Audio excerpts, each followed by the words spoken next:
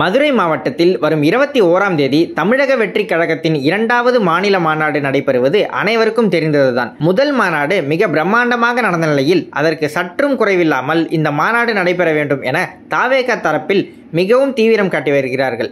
இந்த நிலையில் இந்த மாநாட்டிற்கு காவல்துறை தரப்பில் பல்வேறு கட்டுப்பாடுகள் விதிக்கப்பட்டுள்ளது. மாநாடு 3 மணிக்கு தொடங்கும் என அறிவிக்கப்பட்டுள்ள நிலையில் அதற்குள் அனைவரும் மாநாடு பந்தலுக்கு வர வேண்டும் என தெரிவிக்கப்பட்டுள்ளது.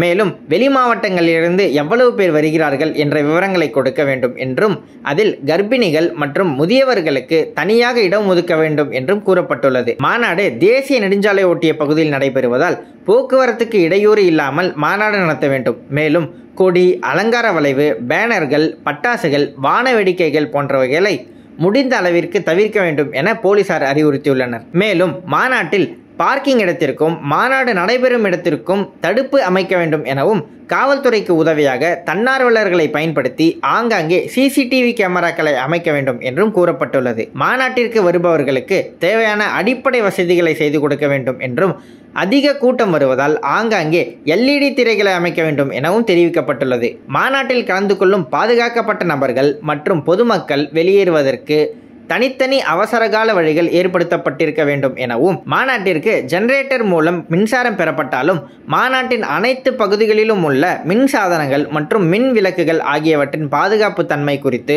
பொதுப்பணித்துறை மற்றும் மின் பொறியாளர்களிடம் சான்றிதழ் பெற வேண்டும் என்றும் கூறப்பட்டுள்ளது. இது மட்டுமின்றி விஜய் வந்து செல்லக்கூடிய வழியில் இருபுறமும் தடுப்பு சுவர் அமைக்க வேண்டும் எனவும் விஜயுடன் வரும் முக்கிய பிரமுகர்கள் யார் யாருக்கு பாஸ் வழங்கப்பட்டுள்ளது என்ற விவரமும் வழங்க வேண்டும் என காவல்துறை கட்டுப்பாடுகளை விதித்துள்ளது.